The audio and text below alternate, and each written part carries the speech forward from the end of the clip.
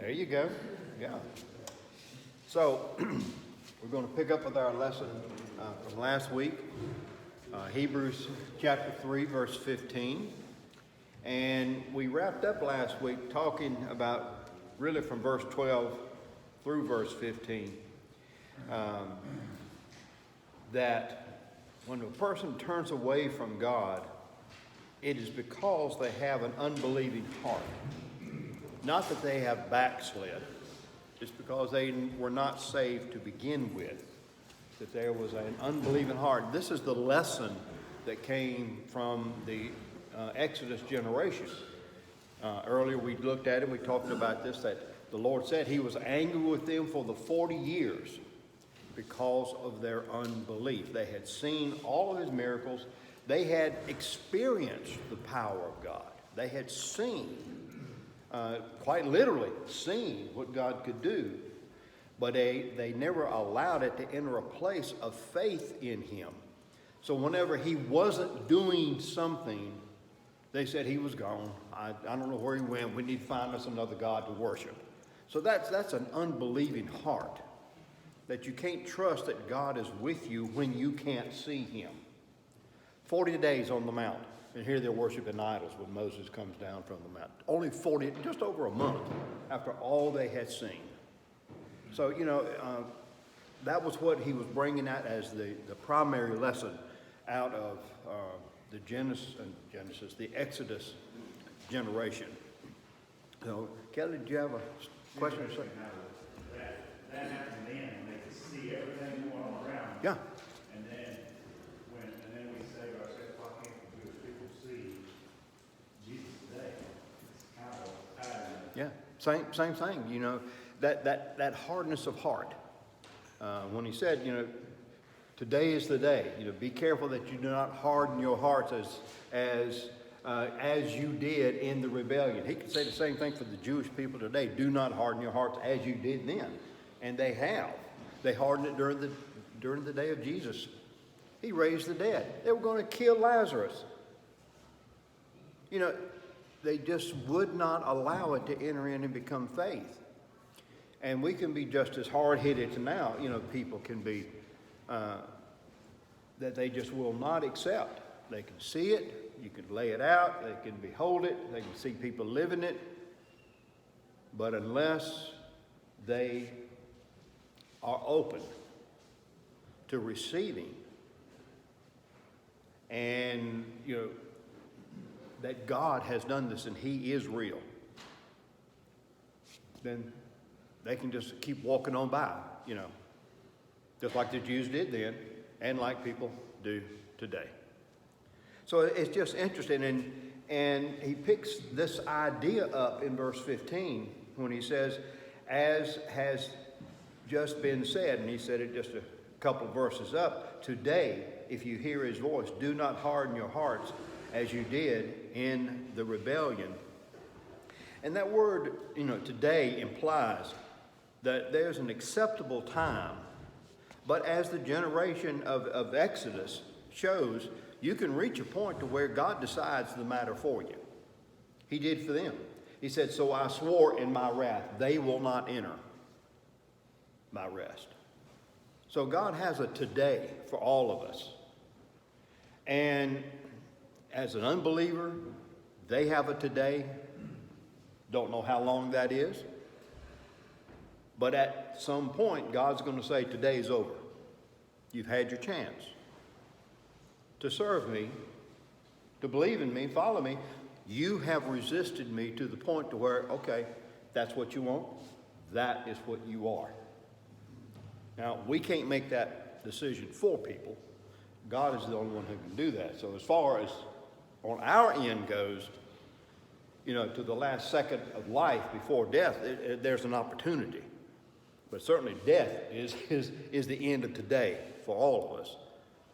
But that, God says, if you want to stay in your rebellious condition, I can't allow you to do that. And you will not come out of it. You can go to the point of no return in God's grace. And sometimes, even as Christians, we can be kind of hard-headed, and the Lord said, okay, if that's what you want to do, if you don't want to listen to me and to the word, then, I'll let you go your way. But I know you're going to walk off the edge of that table. I'm telling you now, you're going to walk off the edge of the table if you keep going the way you're going, and you're going to mess up your life somehow. Bill, a lot of people consider that wilderness journey just like life today. And then the people who accepted and understood that they just had to have faith in something besides themselves is that abundant life that came when they got to the promised land. Yeah. And so, how do we do that? We get so caught up in all the things of this world that we don't take time to enjoy the very presence of God in our life. Yeah. Yeah. And it's easy to do. I mean, you look at all that is going on now, from whatever the newest idea about COVID is, to the war in the Ukraine, to the inflation, to, just go right on down the line. Any of those things, it's easy to, as Peter, step out of the boat and start looking at the wind and the waves. You're walking on the water, but you start looking at the wind and the waves. And it's easy for us to reach that point. And that's why the Bible encourages us over and over again, fix your thoughts on Jesus, because it's so easy for us not to. The Lord knows we got a lot of junk to put up with down here. We brought it on ourselves back in the Garden of Eden, but we've got a lot of junk to put up with. And that's why he keeps encouraging us, keeps saying, fix your eyes on Jesus. Look up to him. Don't focus on all that's around you. Keep your eyes set on Christ, and he will help you walk through the mess that you're in, as you live life in this world. Now, he goes on and says, he continues the idea, because he wants people to realize in the book of Hebrews that it was unbelief that was the problem that the Jewish people had. He said in starts off in verse 16. Well, Who were they who heard and rebelled? Were they not all those Moses led out of Egypt? And with whom was he angry for 40 years? Was it not with those who sinned, whose bodies fell in the desert? And to whom did God swear that they would never enter his rest, if not those who disobeyed? So we see that they were not able to enter because of unbelief. And this, this is one of the things, there's several things out of this passage, but look at the connection. Those who disobeyed. Who were those who disobeyed? Those who did not believe. Disobedience is connected to belief. As I quoted, referred last week to a statement that Vance Havner had made. He said, you live what you believe. He said, everything else is just religious talk. But what you believe is how you live. And I think that's a powerful statement. It's very, it's kind of telling. If what you're living doesn't agree with what you are saying you believe, then there's a problem there somewhere, But disobedience is directly connected to, unbelief. You don't believe it? I don't think God cares much about this. Then you go ahead and do what you want to do. And so it's part of that unbelief thing. So it's really interesting to see that connection.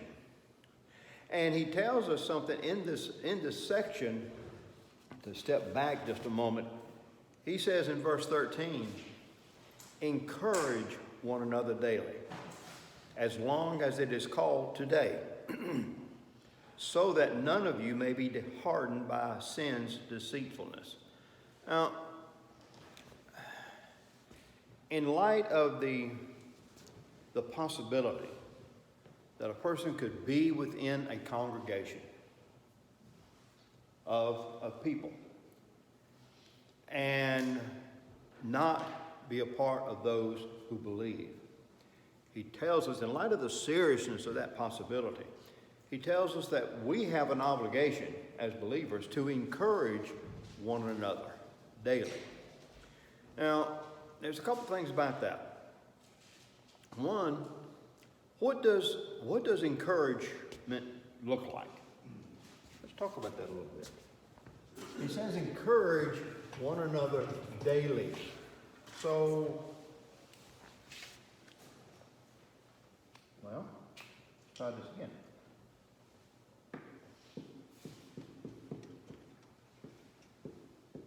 What does encouragement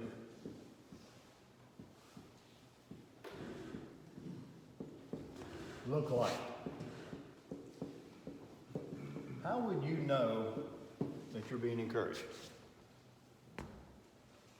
by others or by someone?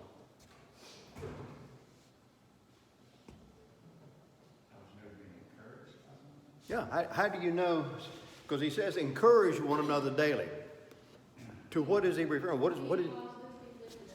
Okay. Lift up.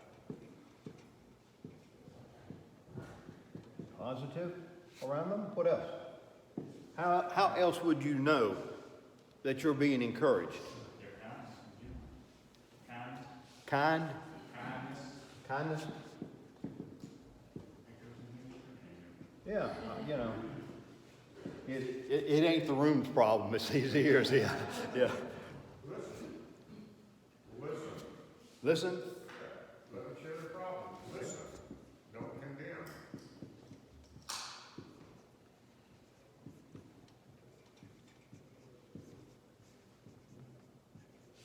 Listen, don't condemn.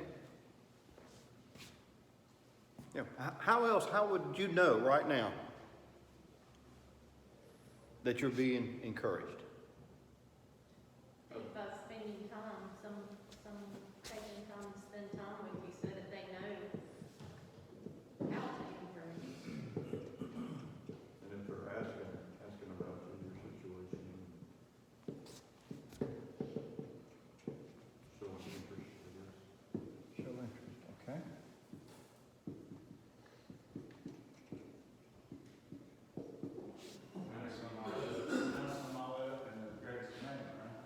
You have to love one another.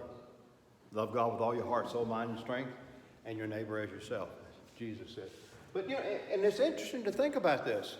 As many times as the Bible talks about, you know, encouraging each other, when you say, okay, how do you know you're being encouraged? All of us in the room kind of just went, really hadn't thought about that. Well, I spent the last year doing that Okay? with my friend, boyfriend, whatever you want to call it. Yeah. But he lost his wife to COVID, and he was in a very dark place and reached out to me just as a neighbor Huh. to talk to somebody. And I feel like that's what I've done Yeah. all year, is help to bring him beyond that Yeah. bad place Yeah. that he was to a Exactly. place of light and hope that, you know, life has to go on. Just encouraged him to, Yeah.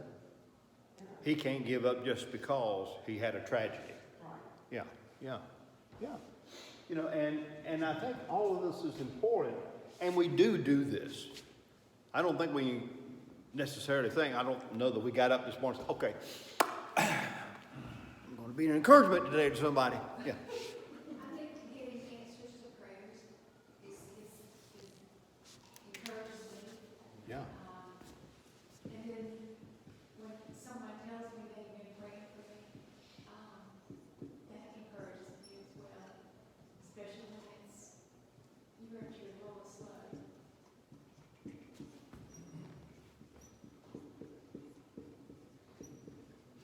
Yeah, as Teresa and I both mentioned last week, all of you will never know the encouragement that you gave to us during the time when I was out trying to at least get to a place to get back into the Sunday school class. And the encouragement was by cards, it was by text, phone calls, the food you brought, you know, all of those things helped to strengthen, helped to let us know that we were not alone in this.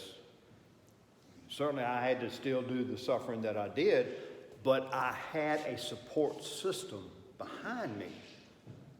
And it was so important because with suffering, whether it's a tragedy or whether it's from a sickness or whether, just the experiences of life, it's easy as we go through those things to reach a place where we feel like, I'm alone. Nobody cares what's happening to me. Nobody understands, we hear this. And that makes it important for us as fellow believers to be able to help other people to know as they go through things, you are not alone. Yes, God is with you. And to tell them, you're not, help them to see the Lord in this. Because once again, it could be, I don't know where God is.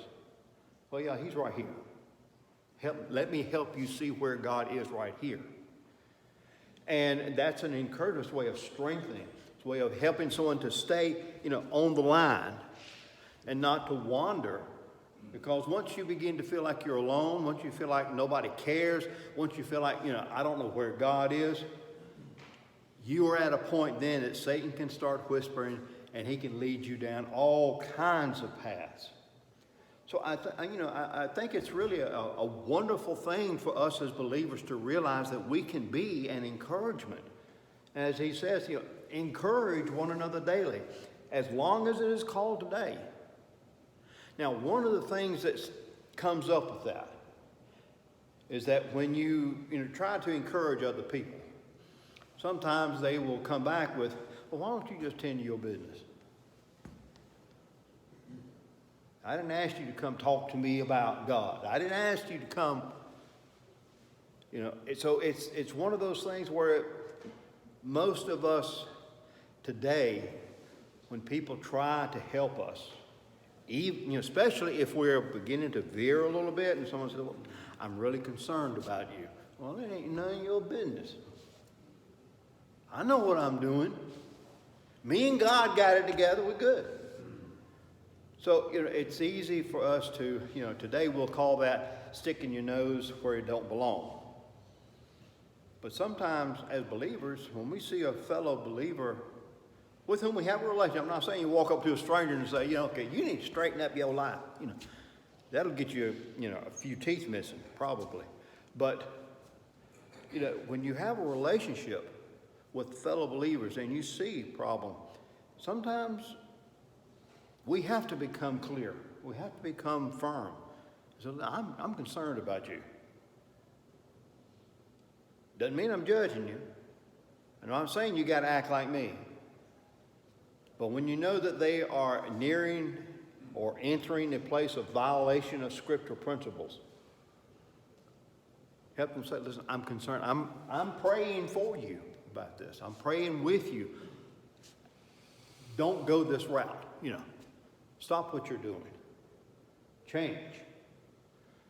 A lot of times people don't like to hear that. I've told people several times before that about the only thing I'm good for now is giving advice, and most people don't want to hear that, Because especially for people I have a pretty good relationship with, I can kind of tend to be a little blunt. I'm not mean, but you ask you, and I ain't saying what Brad's doing right now, but you ask my advice, I'm going to give you how I feel about it. I'm not going to try to be mean about it, but I'm going to try to be very clear about it if I think there's a problem there. And I've actually heard people say, I don't like what he's got to say. Well, I don't like what I got to say sometimes, but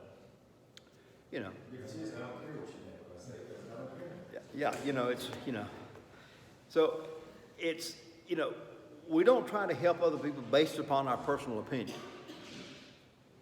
But certainly based upon Scripture, we want to be an encouragement to them. And I think that's just one of the points of our life that we fail to acknowledge that we can be, and we are, and we should be encouragers to the fellow body of Christ. It's just an interesting, idea there when he says, encourage one another. And we just read it and go and say, okay, just put on the brakes a minute and say, okay, what does that mean? What does that mean for me?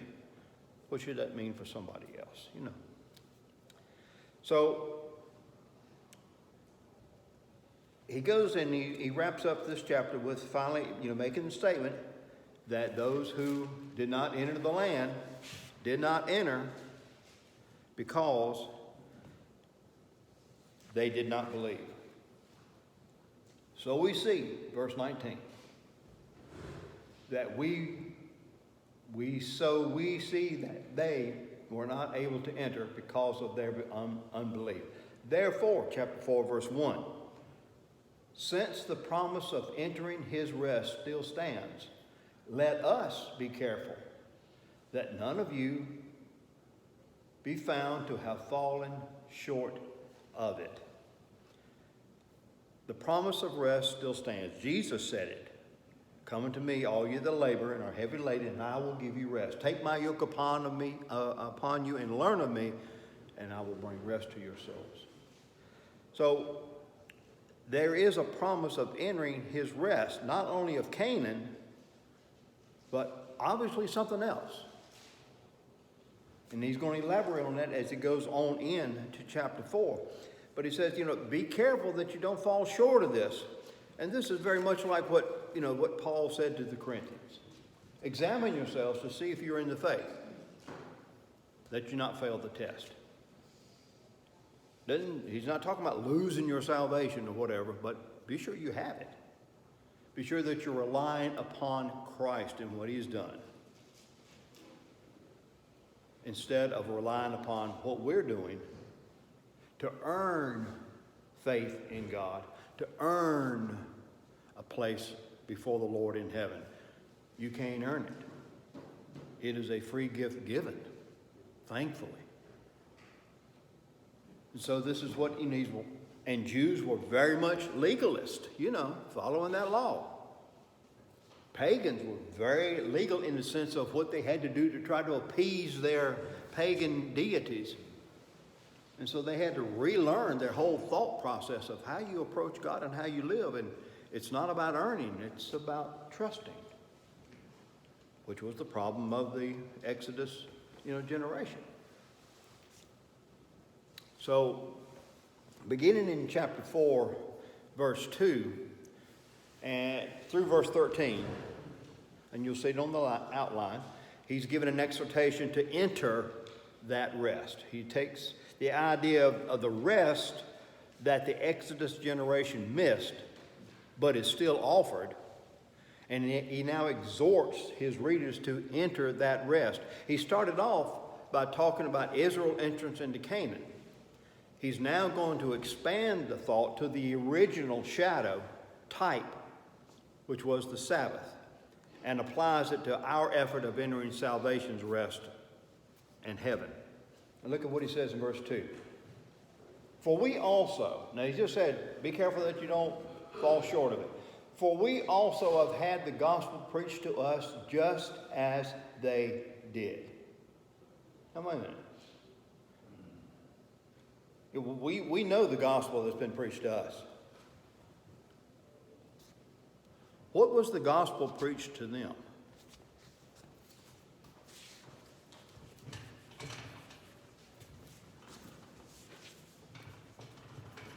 What was the good news about Canaan? If you will believe, you will get into the promised land and God's rest. If you have faith.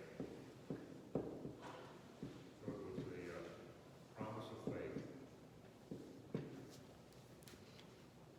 With the promise of faith, you will enter the land of Canaan. What was going to be so great about the land of Canaan?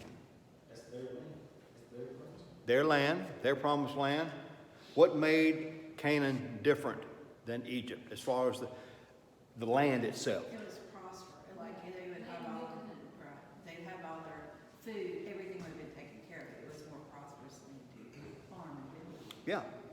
The book of Exodus, chapter 3, verses 16 and 17, and Deuteronomy, chapter 11, verses 9 through 15, tells us that the contrast between Egypt and Canaan as far as the climate, the topology, and so forth. In Egypt, you had to work to get your water.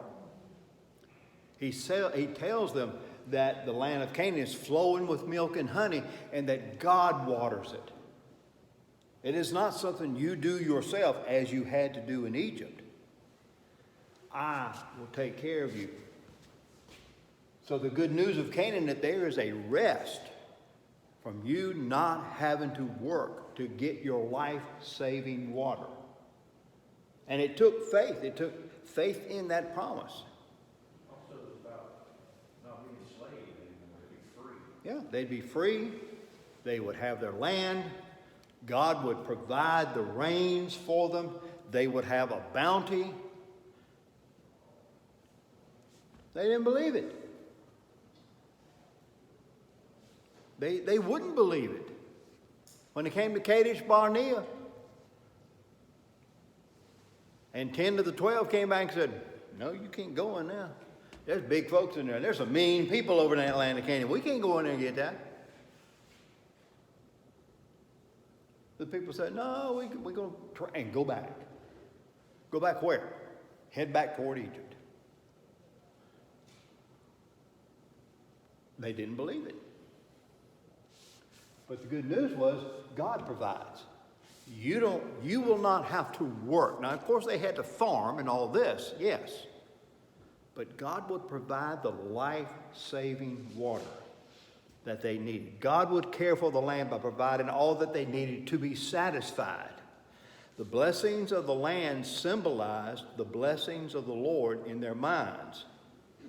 To us, the promise of entrance into the rest of trusting the work of Jesus to provide us, as he says in chapter 1, verse 3, purification for sins. Chapter 2, verse 9, to taste death for every person. He's done that for you. Freeing those who all their lives were held in slavery by their fear of death, 2:15. By his atonement, chapter 2, verse 19. And he's now the apostle and high priest, chapter 3, verse 1. In other words, before God in heaven, we have somebody advocating for us. God does all of this for us. Jesus did all of this for us. That's the power of what God can give you. You don't have to do that. You don't have to be your own priest to try to argue your defense before God. Jesus stands before him. It's his blood. And he has provided a place of rest for us in our spirits and our lives. Canaan, he would give life, sustaining water. The rains, former and latter rains, which Joel likens to the Holy Spirit. Peter quotes it on the day of Pentecost. The good news of Canaan, God will take care of you. He will provide the water that you need.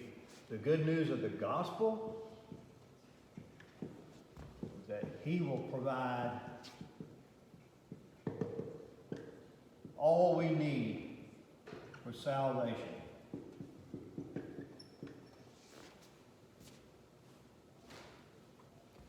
Because he says, we have had the gospel preached to us just as they did. Rest. But the message they heard was of no value to them, because those who heard it did not combine it with faith. And he's really belabored that point. Now verse 3, he says, now we who have believed enter that rest, just as God has said, so I declare to my oath, in my anger they shall never enter my rest. And then he says, and yet his work has been finished since the creation of the world.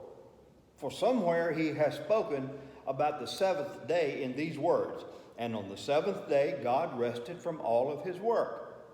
And again, in the passage above, he says, they shall never enter my rest. It still remains that some will enter that rest.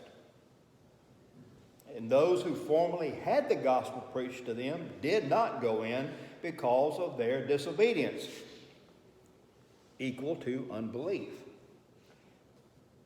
So, therefore God again set a certain day, calling it today, when a long time later he spoke through David. This is in Psalms 95.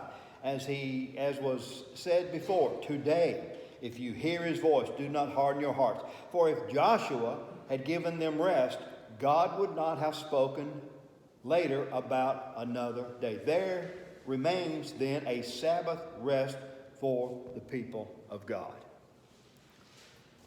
You know, the problem that the Exodus generation had, and Hebrews is warning people of the New Testament era about, is the absence of faith.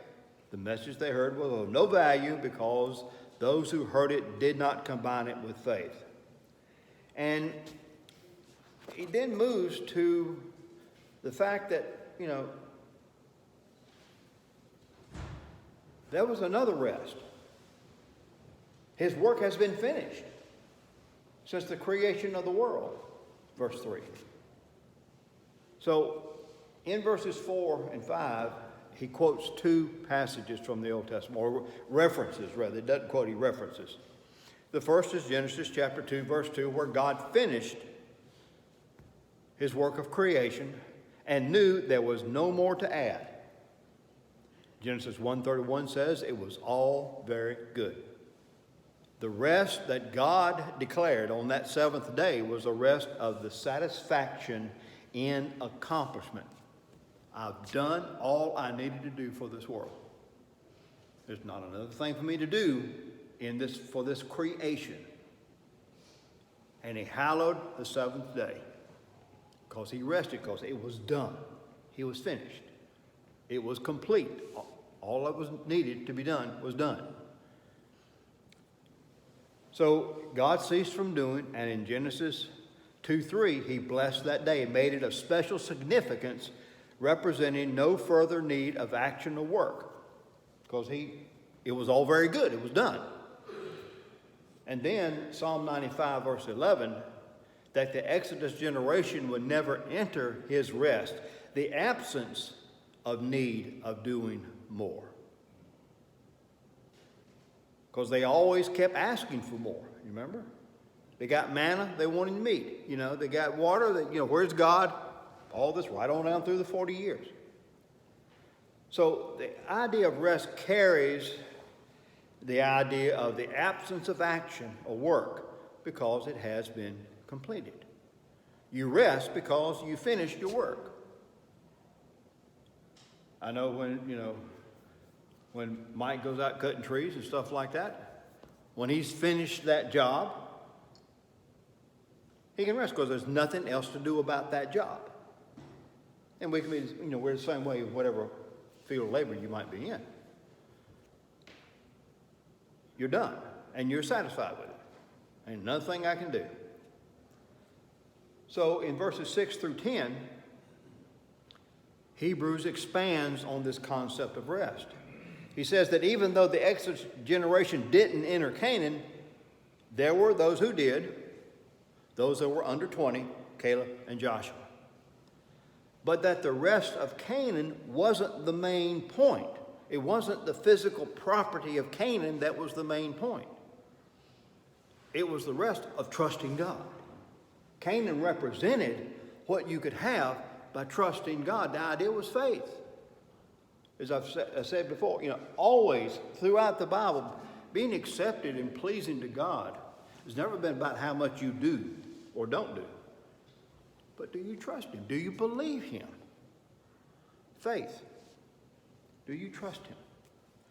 And, he said in David's day, there was still a call to enter rest.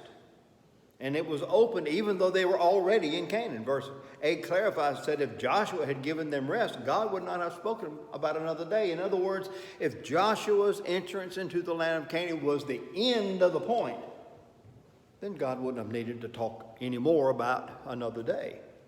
So Canaan was a type. It was a shadow. It was something symbolizing a greater rest to be found in God than just the physical land of Canaan. It is like God's rest of satisfied completion as he rested on the seventh day. When God rested on the seventh day, it was because he was satisfied with what he had done. It was nothing else needed to be done. It was complete. So now, question. We've talked about this before. Do we need to keep a Sabbath day? I see some heads going one way. I see some I think maybe going another way.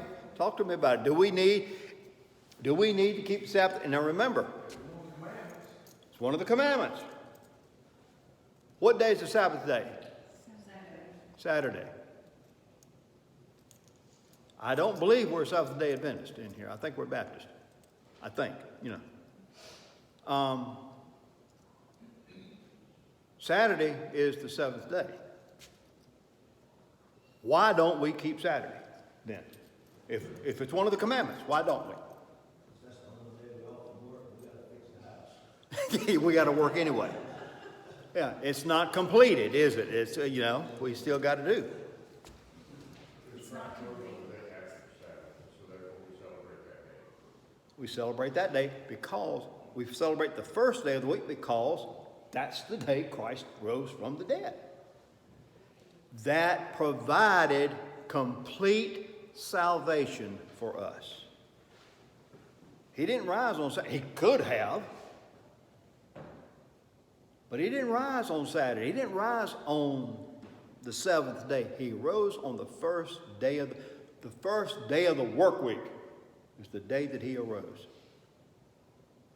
And nowhere in Scripture will you find that Sunday is the new Saturday. There is no verse. The church met on the first day of the week. They worshiped on the first day of the week. Yeah, they did all that. After they had finished working, because most of the early Christians were either slaves or servants. And they had to wait till the day was over to even have church, at least in the early days of the Christian religion. So, Sunday isn't the new Saturday. It isn't in the absence of physical activity. As Mike said a while ago, well, you finish your work week, but then you got to go work on the house. Which leads me to, why did he establish the Sabbath as a holy day and a day of rest? Why did he say, remember the Sabbath and keep it holy? Mm-hmm. Why did he give us that day of rest? He wanted us to. Why did he give us a day set apart from the rest of the days? Yeah. And it was typifying the fact that there is a rest that you can enter into where you don't have to do anything. God will provide it.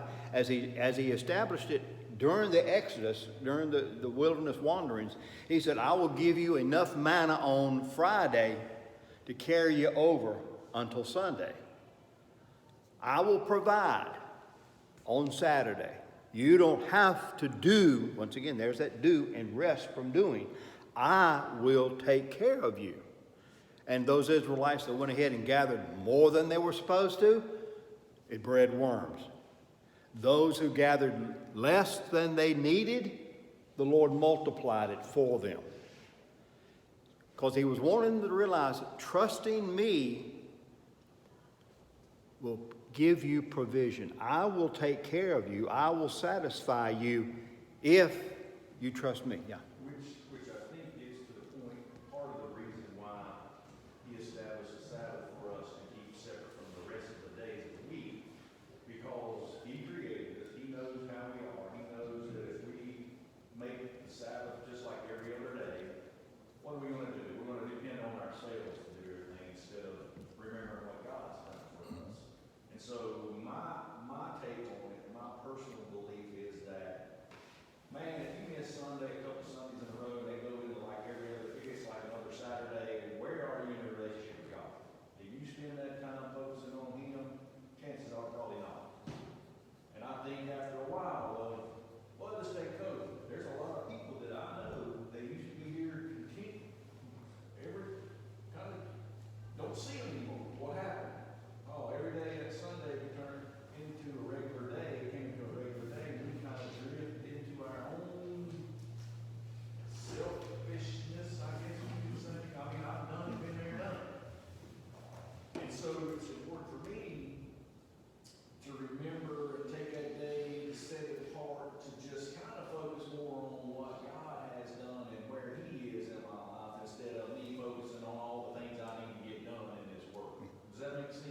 Oh, yeah, and I think it's even, my mind's going back, I remember hearing of some study done years ago that actually showed that there's a benefit for a human being to have at least 1 day out of 7 to rest.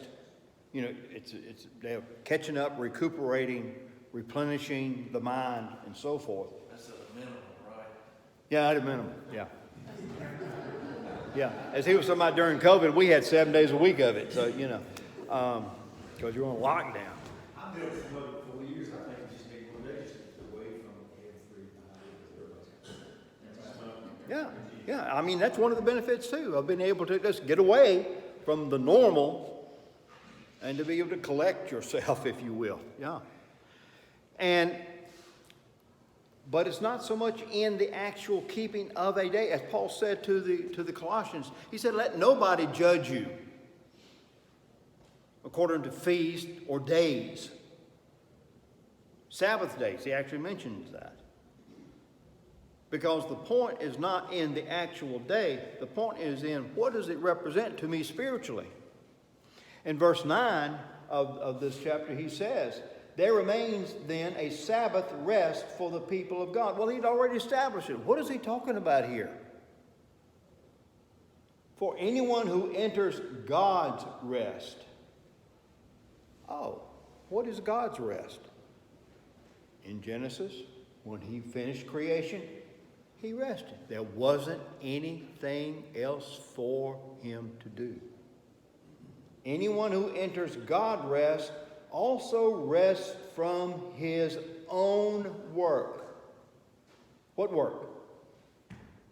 Of trying to please God and be found acceptable to enter heaven. Just as God did from his. Let us therefore make every effort to enter that rest, so that no one will fall by following their example of disobedience. The rest of God's Sabbath is the rest that God offers all people. It's the rest that says you don't have to do anything else to enter heaven, but believe in what I have done through my Son. He's provided purification for sins, chapter 1, verse 3, and then it says he sat down. In other words, he rested. It was over. There was nothing else to be done. He had provided it all. Our job, our work, if you will, is to believe, is to accept that he did everything that was necessary for me to be accepted to God. From that point on, we live our life in appreciation and love to him who did that for us. And we spend the rest of our lives trying to bring our daily carnal living in line with what God has done inside of us. But we're not trying to enter heaven by it. Like the legalists say, well, if you smoke cigarettes, you do this, you do that, you drink, you whatever, you're going to go to hell. No. You go to hell because you don't believe in him. Jesus said it's not what goes into a person that defiles him, it's what comes out of him. And what comes out of him may impact what goes into him, certainly. But it's what comes out of him first that's important, because it comes from the heart. An evil, unbelieving heart is what departs from God. A saved heart is what comes to God in faith. Jesus, I can't do it. I never could. And I've lived my life in a way that has been, offensive to you. I accept what you have done. I accept what you have said is the life I need to live. I believe that. Salvation. When he sees that readiness, as Ephesians 2 says, he will give you the gift of faith. And you will believe it. You'll be saved. Even salvation faith is not our work. It's his gift. And this is what he said, And I'll wrap it up with this. Jesus said, come unto him, and he would give us rest. The work of salvation was his to accomplish.